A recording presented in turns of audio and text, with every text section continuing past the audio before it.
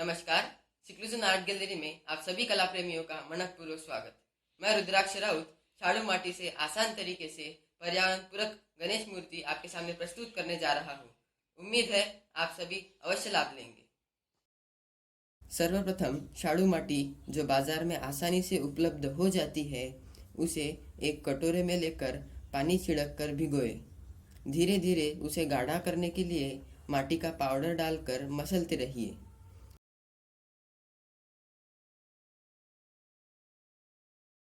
चलो तो अब शुरुआत करते हैं। सबसे पहले माटी का गोला बनाकर उसे गोलाकार चपटा बना लीजिए।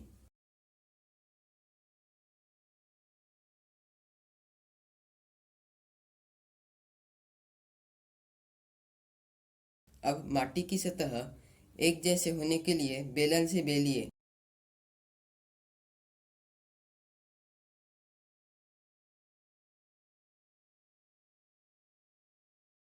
गोलाकार के लिए कटोरे की सहायता से काट लें।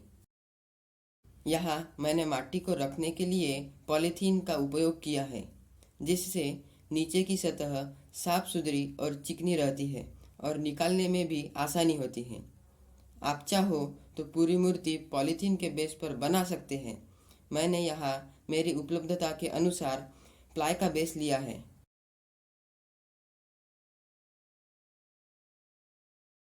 इसे सफाईदार बनाने के लिए तथा उसकी सतह पर चिकनाहट आने के लिए पानी का हाथ फेर ले। वैसा देखा जाए तो माटी का काम यानी मात काम करने के लिए लकड़ी के औजार अलग अलग आकार में मिलते हैं, जिससे उसकी सतह और बारीक नक्काशी काम और भी सुंदर तरीके से किया जा सकता है। लेकिन हम हमारे घर में उपलब्ध संसाधन जैसे छुरी कटर से भी काम कर सकते हैं। मैंने यहाँ लोहे का औजार का उपयोग किया है। अब अपना बेस तैयार हो चुका है। उस पर अभी गणेश प्रतिमा की शुरुआत कर सकते हैं। तो आइए पहले पेट से शुरू करते हैं। माटी का रोल बनाकर आप देख सकते हैं ऊपरी हिस्से में थोड़ा सा छेद बना ले, जिसका उद्देश्य गणेश जी की गर्दन को मजबूती देना है।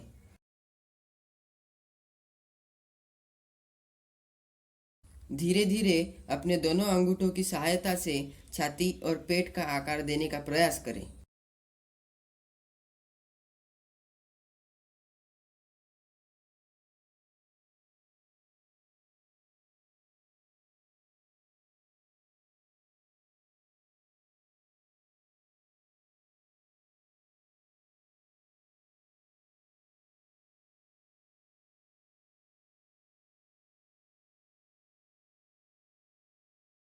अब इसे गोलाकार बेस पर मध्यम भाग से थोड़ा पीछे फिक्स करें।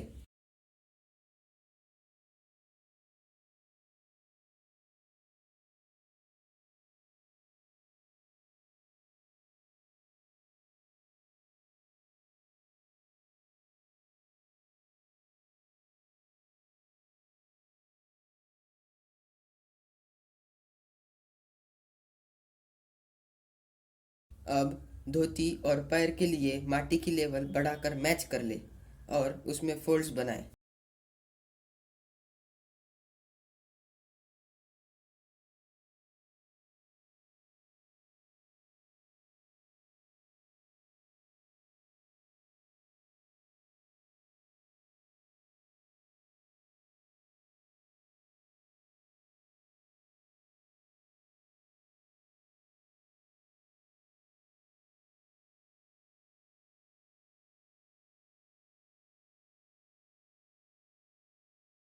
पैरों के आकार और धोती की फोल्ड्स दर्शाने हेतु उपलब्ध संसाधनों का उपयोग करें।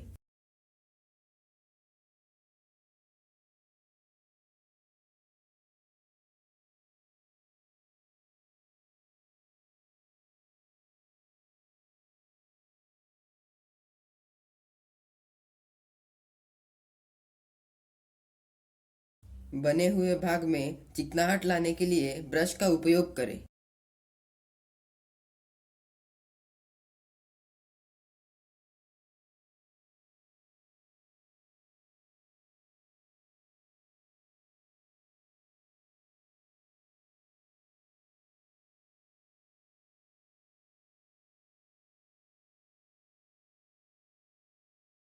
दूसरे पैर के लिए भी यही सारी बातें याद रखें।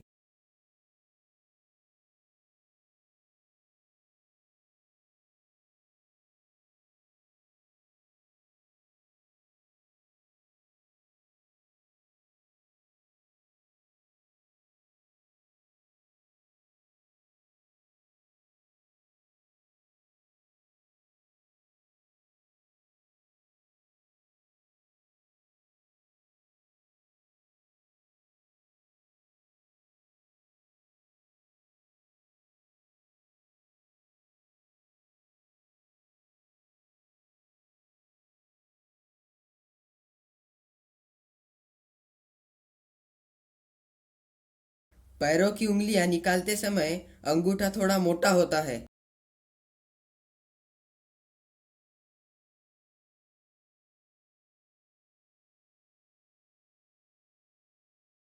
मूर्ति में और चित्र बनाने में बहुत फर्क होता है। चित्र में एक ही बाजू देखी जाती है, जबकि मूर्ति चारों ओर से देखी जाती है। इसलिए यह काम धैर्यपूर्वक करना पड़ता है।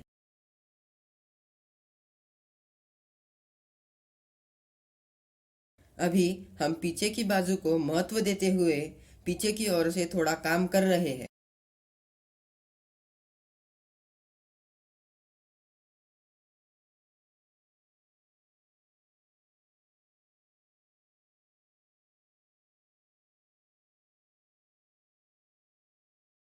हाथ बनाते समय अंगूठा और बाकी चार उंगलियां अलग अलग बनाई जाती है, जिससे अंगूठा बाकी चार उंगलियों से थोड़ा दूर प्रतीत होता है।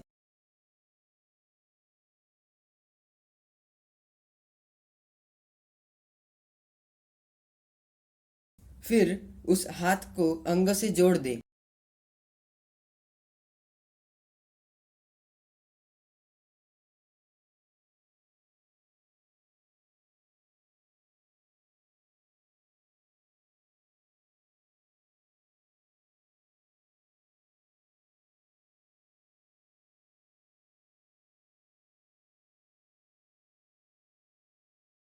यह हाथ बनाते समय शरीर के दूसरे भाग को कोई नुकसान ना हो, इसका खास ध्यान रखें।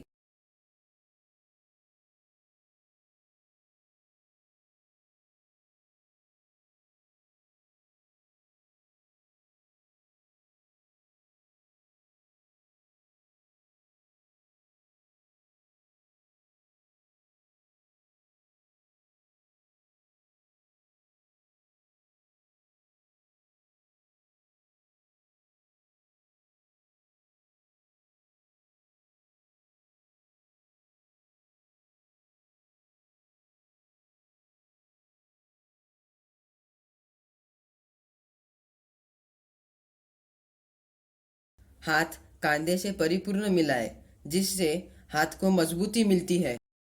यदि वह कमजोर रहा तो टूटकर अलग होने की संभावनाएं होती है।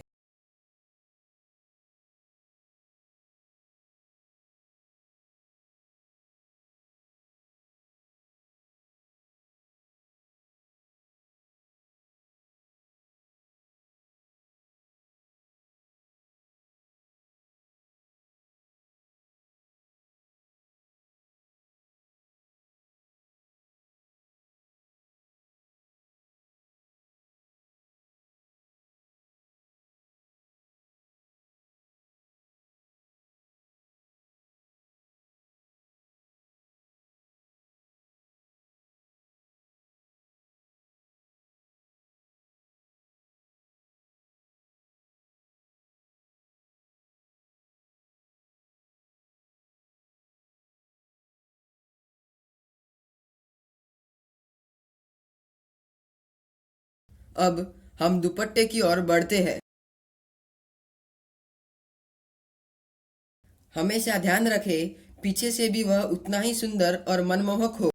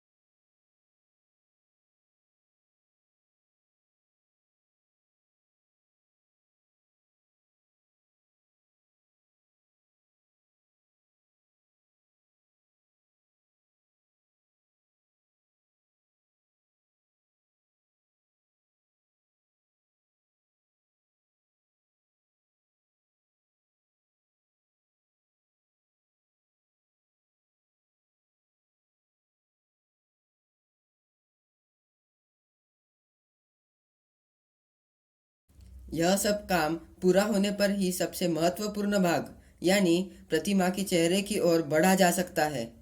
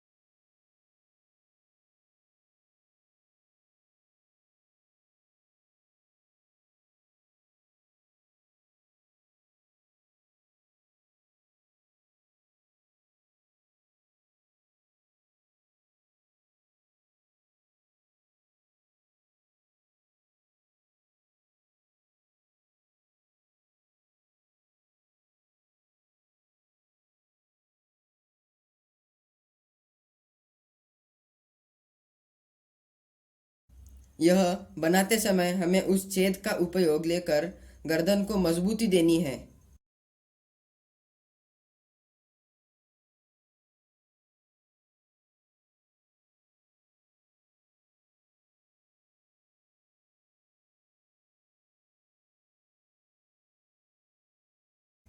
अपने दोनों अंगूठों की सहायता से चेहरे को आकार दे और आकर्षित बनाए।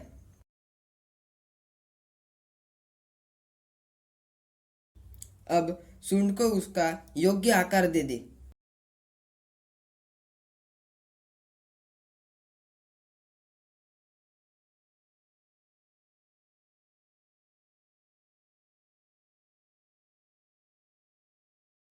अब उसे पूरी मजबूती देने के लिए सभी ओर से माटी की सतह बढ़ाकर फिक्स कर दे।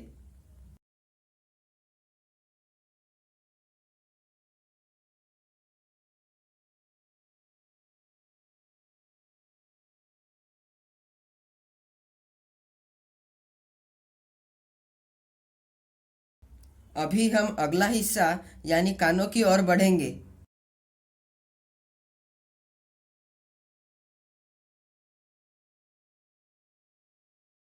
कानों को भी अच्छे से मिलाकर उसकी मजबूती निश्चित करें। गणेश मूर्ति की सतह पर जो खुरदुरापन है उसे निकालकर चिकनाहट लाने हेतु ब्रश से पानी का कोटिंग करें और प्रतिमा में सफाई लाए।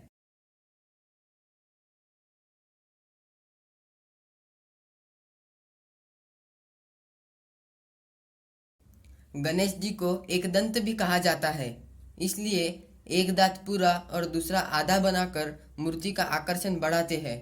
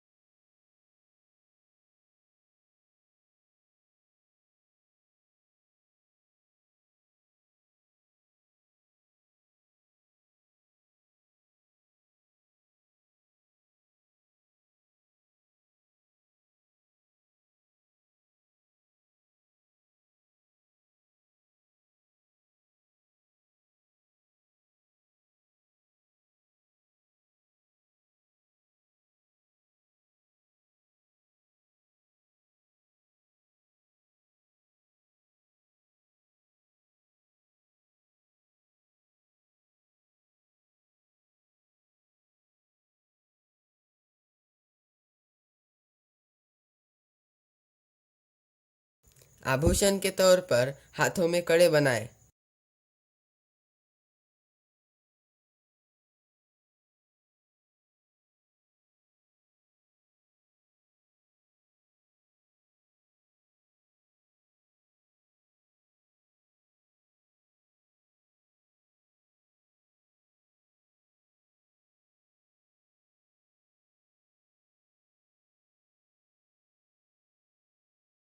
आंखों के लिए स्केच पेन के पिछले हिस्से से गोल बनाएं।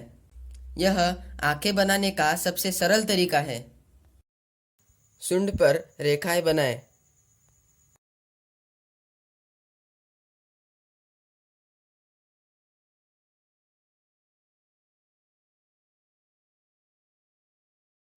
आप देख सकते हैं माटी ने आकर्षक और सुंदर गणेश प्रतिमा का रूप धारण कर लिया है। उम्मीद है आपका भी गणेश मूर्ति बनाने का प्रयास सफल और समाधानकारक रहा होगा।